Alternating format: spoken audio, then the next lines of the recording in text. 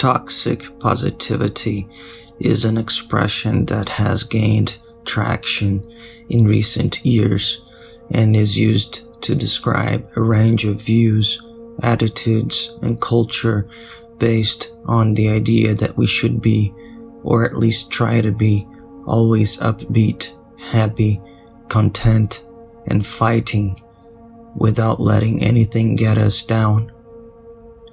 The expression has been linked to social and political criticism, especially when it condemns a certain type of motivation that is obviously commercial and exploitative. An example of this is the growing flood of criticism and jokes made about companies that encourage their employees to always show grit or goodwill regardless of how precarious their jobs. However, even outside the corporate environment, the idea is linked to the issue of productivity, albeit personal. Even in our private lives, there is pressure to always try to see the bright side of things and be ready to get back up when life knocks us down. There is a growing market of self-help disguised as anti-self-help that has been attacking toxic positivity. I think this is partly due to the occupation of a niche of thought that was previously little explored, except by a few creators like in literature and music. The niche of recognizing the haunting moments. But when we look deeper, this is still positivity. They will, of course, say that although it conveys a positive message, it is no longer toxic because it has stopped denying the dark side of things, incorporating it into the human. Yes, this is less bad than trying to force contentment without acknowledging the existence of negative states. But in a way, even this kind of enlightened positivity continues to promote the insidious pressure for ceaseless productivity, creativity, and engendering. Even in political movements that seek to establish a society without masters, the notion of total withdrawal from the world is considered anathema. If in a market society someone who gives up on the world is seen as a bum or a coward who didn't have the urge to pursue personal success, in an egalitarian society, the person who gives up is a class enemy who defends, even without knowing it, a reactionary position. What seems clear to me is that, as horror writer Thomas Ligotti puts it, quote, "If you can't say something positive about humanity, then say something equivocal," end of quote. Ligotti here refers to humanity not in a social or political sense, but in an existential sense. Politically, Ligotti claims to be a socialist, but more than that, he defends the grim thesis that it would have been better if none of us had existed in the first place, and that the earth were as barren as the surface of the moon, to paraphrase Schopenhauer. We can rephrase Ligotti's phrase to fit more into the mold of the heralds of enlightened positivity. If you have nothing positive to say about conscious life, then say something ambiguous, but never dare to condemn life as a terrible phenomenon. Being able to bring nuance to the discourse and point out the dark side of life is good and makes enlightened positivity at first seem less pernicious than toxic positivity, but in the end, the result of both is the same. We continue to turn the wheel of samsara.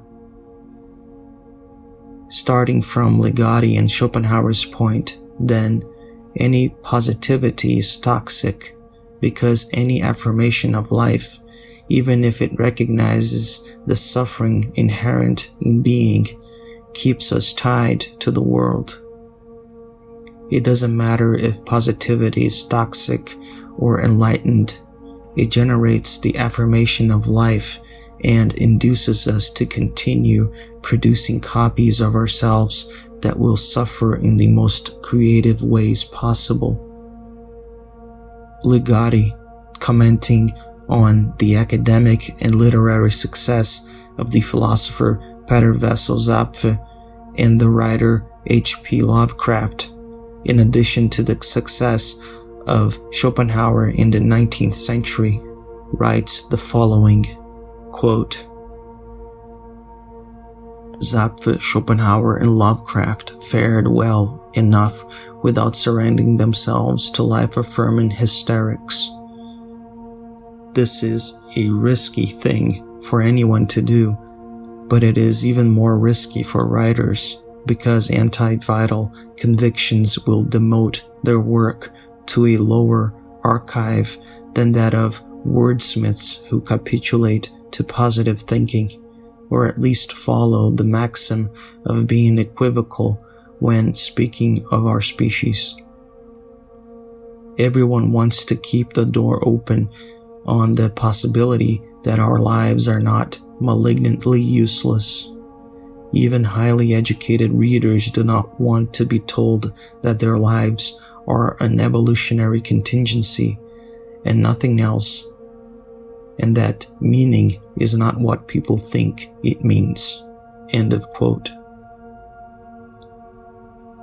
Schopenhauer questions at a certain point in his work whether humanity would continue to exist if procreation were entirely based on rational deliberation and not on the emotions and sensations of the flesh. His conclusion is that perhaps we would have enough pity for the next generations and would refrain from generating them if we stopped to ponder. In fact, when speaking more poetically about the act of procreation, Schopenhauer writes that, after the sexual act, it is possible to hear the laughter of the devil, the god of becoming, where everything is unstable, painful, and fleeting. Metaphorically speaking, the devil laughs after a reproductive sexual act because yet another victim has been generated to continue the temporal chain of suffering to which creatures are subjected. In Schopenhauer's philosophy, everything in the empirical world is representation, including our bodies. Behind these representations, there is a single, timeless will. Because it is will, it is insatiable, and the way it manifests itself is through lacking. This is why the philosopher states that what we consider bad, negative, is in reality the positive aspect, that is, the aspect that drives all existence. Quoting Schopenhauer, I know of no greater absurdity than that of most metaphysical systems which declare evil to be something negative, where it is precisely that which is positive and makes itself felt. On the other hand, that which is good, in other words, all happiness and satisfaction, is negative, that is, the mere elimination of a desire and the ending of a pain. End of quote. Life is ingenious, yes. It has beauty, love, and pleasure, yes. But all this has a macabre side. The easiest example to understand is that of hunger. If we did not feel hunger, we would not eat, and we would die without the nutrients necessary to sustain life. If we did not feel the pain of a wound, it could become infected and worsen, causing our death.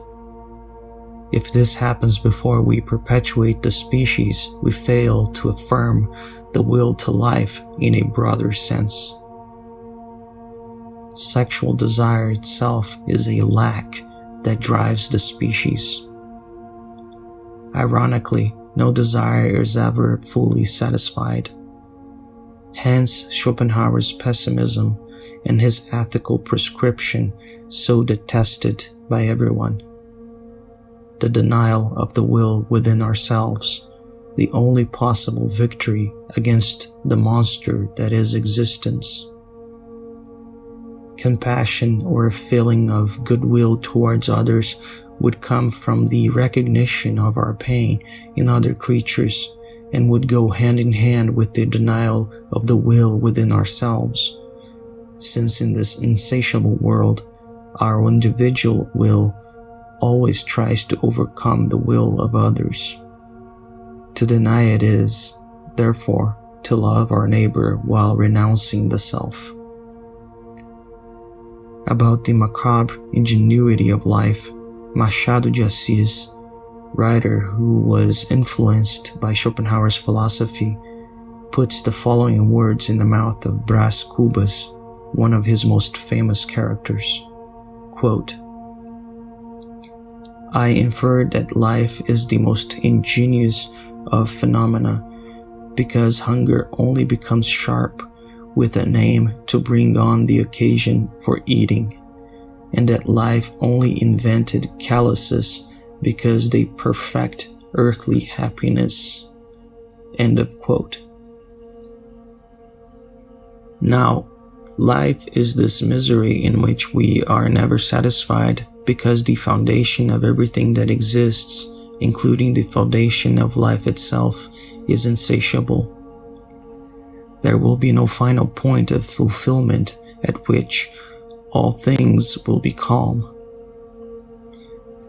The more one looks behind the curtain of the world, the sadder and more disappointed one becomes, for there is no admirable machinery there, nor a brilliant director. There is a horrifying emptiness that forces the actors to perform the same play over and over, day after day, without rest, only to be replaced at the end by new actors. Enlightened positivity may be more mature than so-called toxic positivity, but it affirms the will anyway. It just doesn't do so in such a naive and neurotic way. For 170 million years, the will to life manifested itself in the various species of dinosaurs that emerged and became extinct through evolutionary processes driven by interplanetary natural selection. That lasted until the will, in some of its purest manifestations, that is, in the form of the forces of physics, caused an asteroid measuring approximately 10 kilometers in diameter to collide with the Earth at a speed of 20 kilometers per second. The catastrophic result of this event, which occurred approximately 66 million years ago, left several marks, such as the sudden iridium layer in the geological records that covered the entire globe, as well as the Chicxulub crater discovered in the 1970s in the Gulf of Mexico. The mass extinction that followed allowed a group of animals to thrive and, through evolutionary processes driven by the same natural selection, become masters of the earth. We humans are part of this group, the mammal group, and we were only able to exist thanks to a cosmic event that ended the reign of hundreds of millions of years of gigantic reptiles. There is no guarantee that the same thing won't happen again. Given our current knowledge, we are certain that, barring some technological or even supernatural miracle, all life will cease on this planet, as it may have already ceased on others. We are not special, really, and everything that surrounds us is contingent. That is, it depends on the goodwill of a cosmos that does not care about us. We are like fleas that can be thrown off the face of the earth at any moment, but that believe that their suffering is worth something and, therefore, must be endured for the sake of that something. Staying infinitely positive in the face of this situation can be seen as an act of courage, of defiance in the face of certain defeat. The problem is that this act of courage creates new sufferers who may not even understand this situation and who will go through the tortures that only conscience is capable of producing. Sobriety, when it comes to being positive, can't change this. Positivity, no matter the type, always ends up being toxic, because it is through it that we continue to dance while we fall into the abyss. Some fall more attentively than others, noticing the sordid details of the fall, but while they dance, all this attention does not change much, because they participate, or, at the very least, encourage others to participate more and more in the chaotic revelry of life. To affirm life is to play the pernicious game of the will, something unnecessary and a source of infinite disappointment.